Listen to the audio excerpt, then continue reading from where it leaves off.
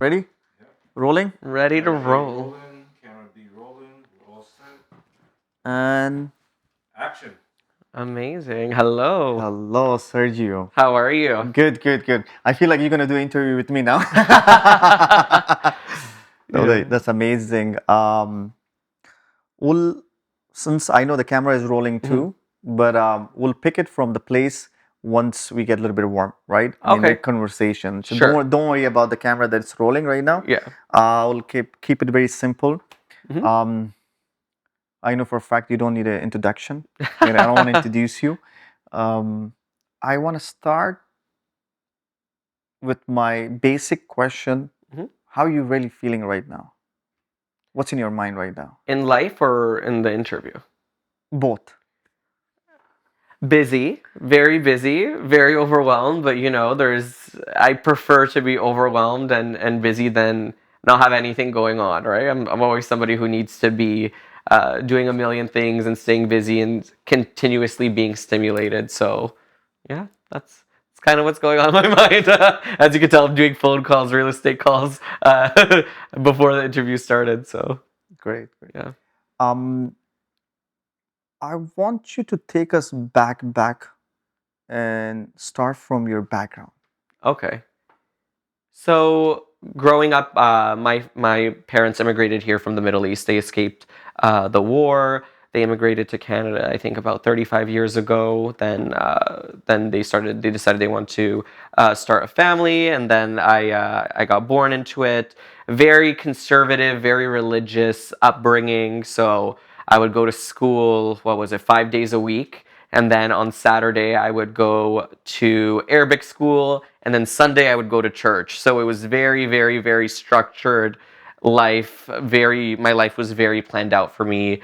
You graduate high school, you go to university, you graduate university, you get a job, you start a family, blah, blah, blah. The very traditional immigrant life.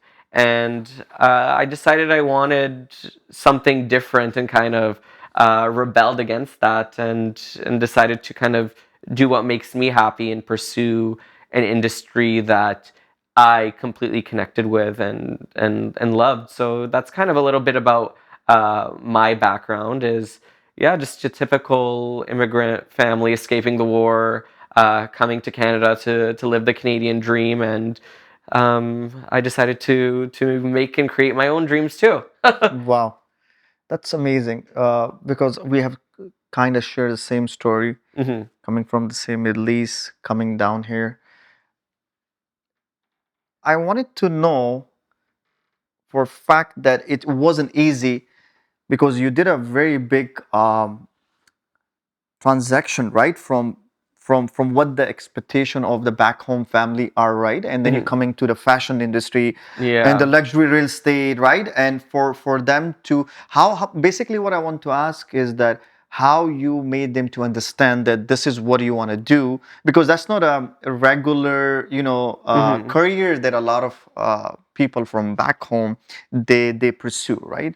Yeah, so I would say this is the thing is I think I was just in that world, in that mindset for so long. It was never really an option, right? I was in high school, I was doing X, Y, and Z, and I think it was first year university when I attended my first fashion show, and it was so weird. It was at World Mastercard Fashion Week at David Pico Square when they used to do it. Rest in peace to that. But I remember walking into the room and I was like, I always kind of felt lost in high school, lost and never really felt like I fit in. I used to work retail, fashion retail, and was so passionate about it.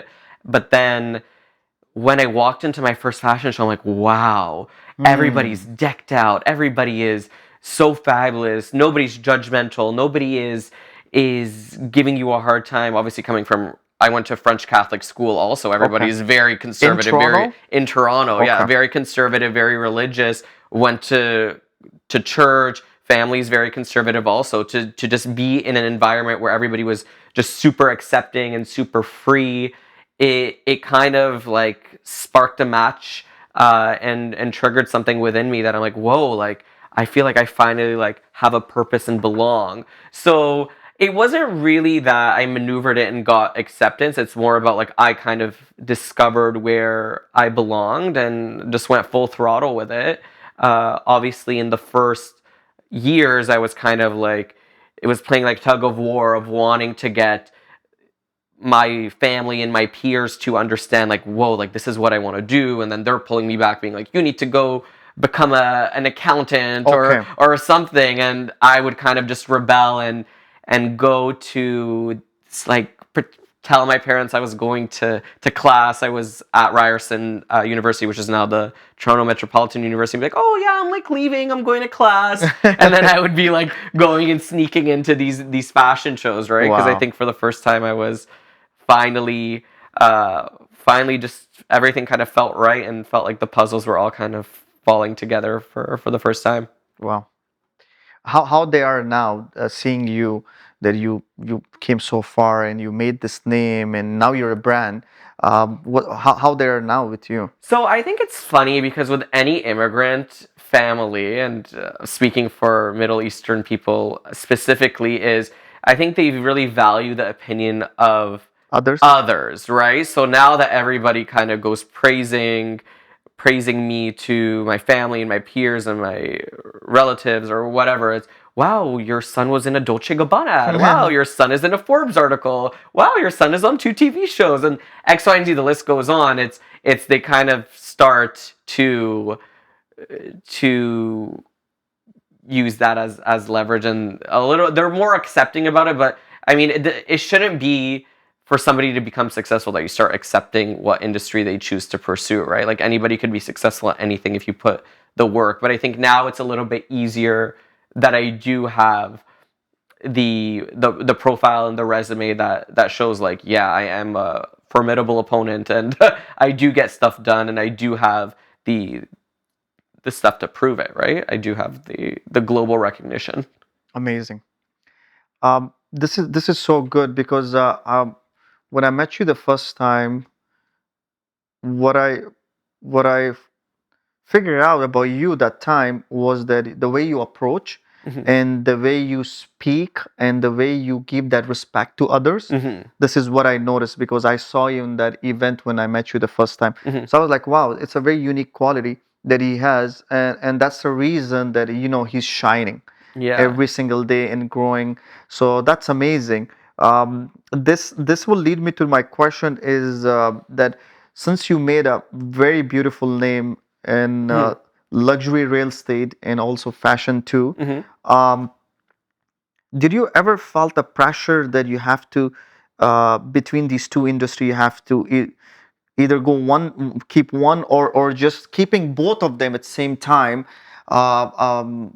That pressure that you had, or you're like, you know what, I'm just gonna go do the real estate now. So it's funny because there's multiple answers to this. So initially, I actually didn't want to leave the fashion industry. Okay. I was kind of forcefully ripped out of it, might I say, because of the pandemic. So my whole business plan and all of the contacts I had and all the people that were working and everything I kind of built for myself kind of got taken away from me overnight. So was it a choice? Not necessarily. I did fight for it. I did fight hard, but I'm like, you know what? This is the universe kind of redirecting me to do something that I am also very passionate about. I was always very passionate about real estate, the different neighborhoods, like beautiful houses. I always had a business mindset. I was actually in university for business management. So I always loved the idea of like negotiating deals, multi-million dollar deals, doing all of that. So I feel like the universe and the current world situations kind of redirected me to my higher purpose, which was real estate.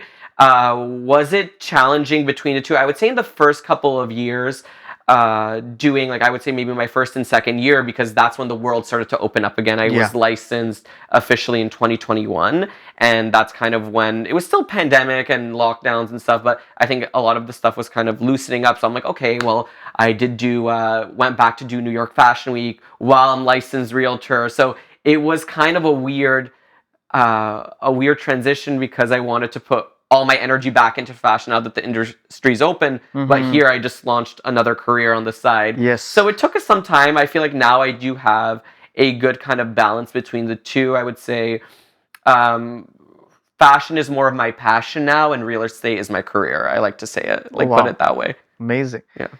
Tell me about your show, the show you did on Amazon Prime. Yes. How that happened and how they approached you, and what was the story about that? So it's funny because I just joined a new office. I just at that time I switched over from my first real estate brokerage to work for Peter and Paige Torkin.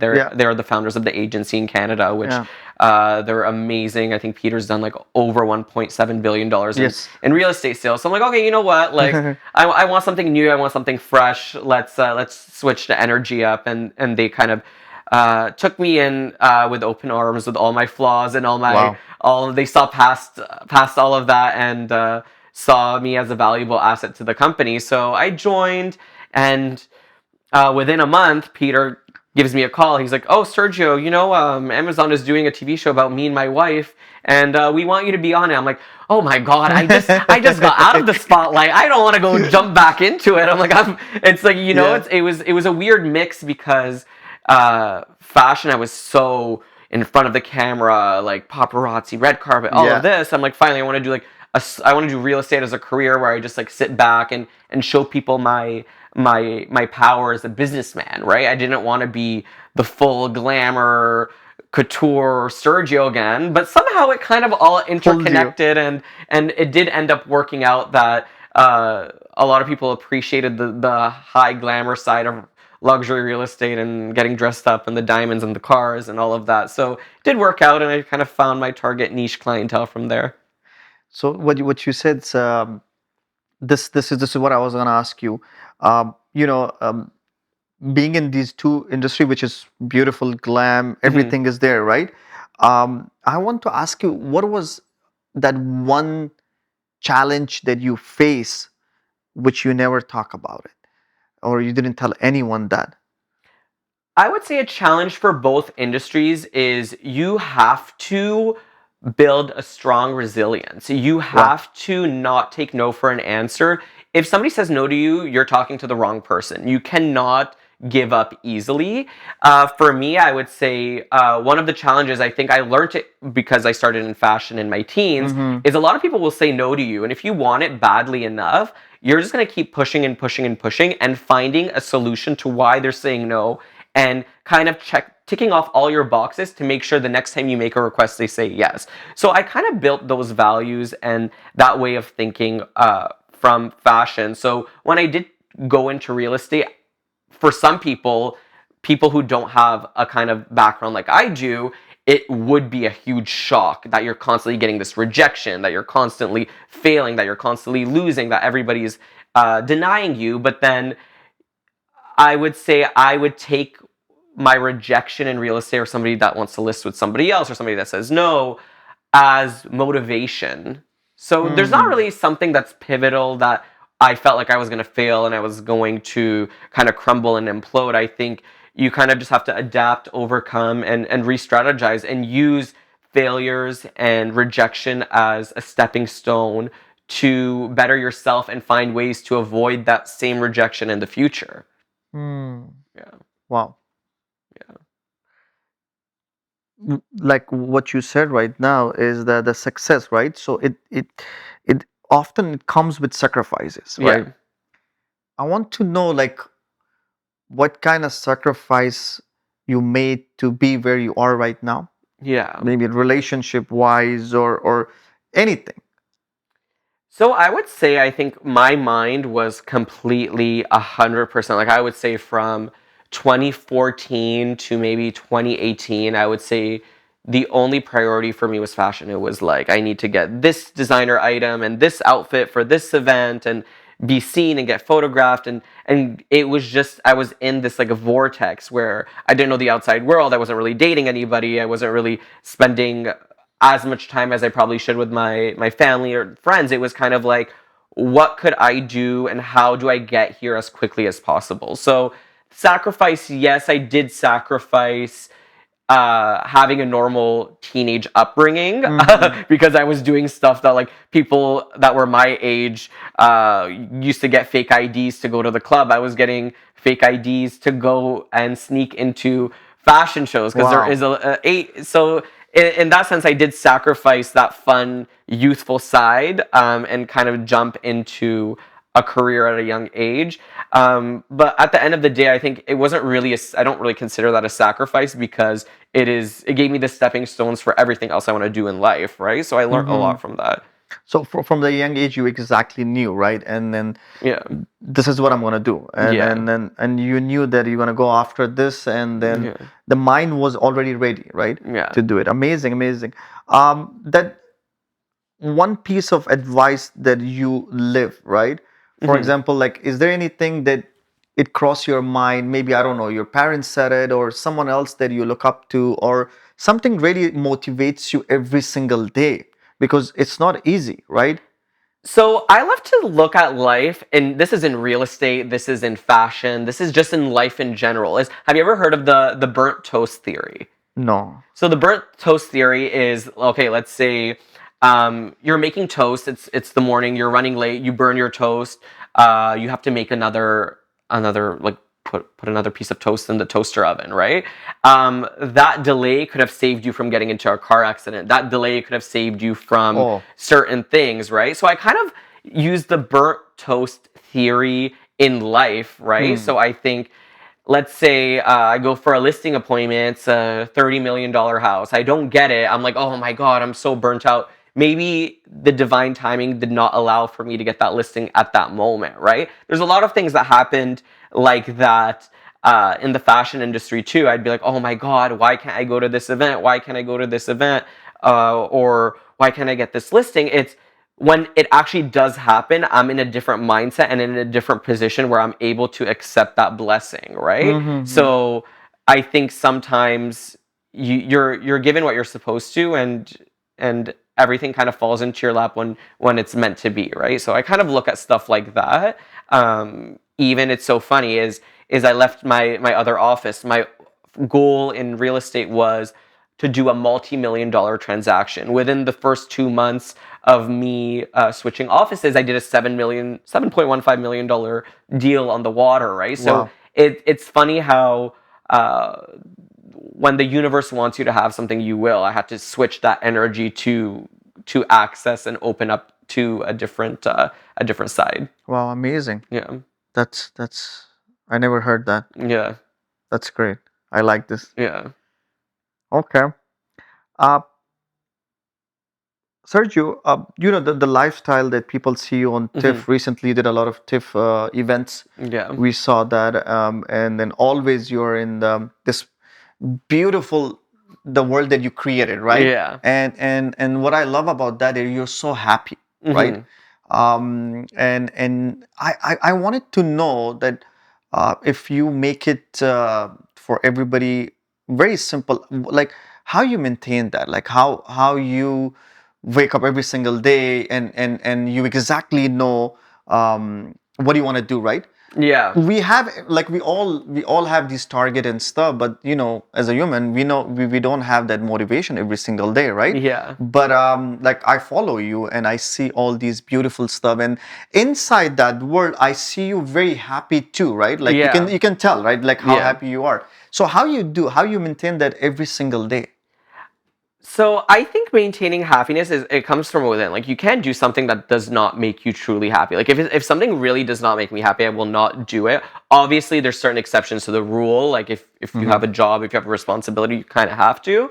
Um, Maintaining that, I would say it's funny because me being a social person and attending these events and kind of leveraging the connections I've built throughout the years actually do help me because when I go out, put myself out there, Hmm. it does help me with my business because then people get to meet me, they get to interact with me, they get to see my mindset and how I kind of approach people, right? So I think it's easier for me because my businesses require me to be social, right? Mm. There are many ways to do real estate deals. Some people like to door knock, some people like to cold call, Some people like to do flyers. Some people like to do social media. My kind of business plan is a mix of like social media and actually going out and meeting people. I have the opportunity to go to these events, high profile events, that I get to meet people who have high profile Yeah. properties and then pitch myself that way. So, were you like this in the beginning, like from the start, or Oh all social to no. be there Oh and the no, no, camera no. and talk? Or This is the thing, is I was very, very shy. I would okay, say in the first few years of my career, and it's actually my friend. Shout out to Patricia Jaggernoth. But it was my friend Patricia Jaggernoth who I met, and we instantly connected. I would say this is almost like 10 years ago, and she built a huge name for herself in the media and the public eye, and she knew everybody, and she was bubbly, and she kind of told me, she's like, if you want to make it in any industry, you got to step out of your shell. You got to be direct. You can't take no for an answer. You got to kind of people aren't going to roll out the red carpet for you and treat you like a VIP unless you demand for that to be done, right? If you tell people how to treat you, they will, right? So I kind of wow. learned that from her, and I mean, she kind of created a monster, didn't she? It went from zero to exploding. So I took that information and ran with it, and Wow. then that's where we are now. You did amazing. Yeah. Was that easy to, or you were keep pushing yourself to just come I out think from? I think I always had it within me. I think it was just the my environment that didn't really allow me to be that full Okay. wild enthusiastic person. I had to be always a little bit more reserved, right? But I think as I got more comfortable with myself and surround myself with more people who were more open-minded, it was an easier to just be the full Sergio persona. What you said is very interesting. Yeah. I really liked what you said. The surrounding. Yeah. How important is that surrounding if you want to target something and you have different mindset and your surrounding is a very different and it's Yeah. very opposite. How important that you need to be in the right circle around you. This is the thing, is if you don't have the right people around you with the same kind of goals or the same mentality or the same values, you will unfortunately get sucked into habits that might not align with what your higher purpose is. For me, is I'm always around people who either have amazing energy, are supportive, or have goals, or are actively hustling and working towards those goals, which inspires me because I'm like, wow, I want to hustle. I want to work harder. I Wow. want to achieve this. I want to keep working. Like, that's what really I find is the biggest thing for me, is that you always have to be around like-minded people to help you progress. If you're around people who are just going to hold you down and set you back, then you're going to have to work 5 times as hard for half of what you're potentially able to achieve, right? Wow, amazing.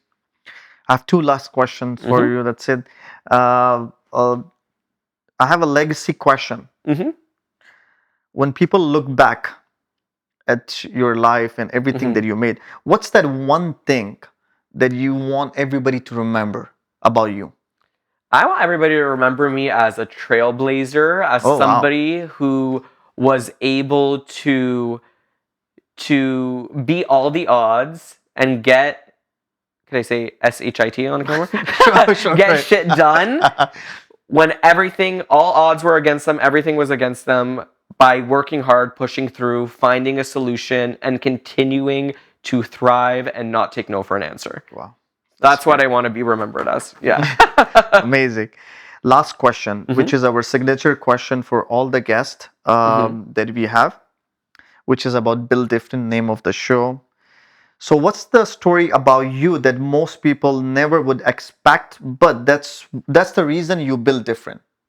So I think for me, as at a young age, obviously there was a lot of structure in my life, and there was a lot of kind of pre-planning. But one of the things I actually am very grateful for is I got a work ethic instilled in me at a very young age. So I was working since I was 13. I started off by scooping ice cream at Laura Secord, which I would use some of that money to fund my fashion stuff, right? And then from there transitioned into fashion retail, and then I started to have my own fashion brand and media platform and all of that. And then eventually transitioned to real estate. But I always had that work ethic instilled in me.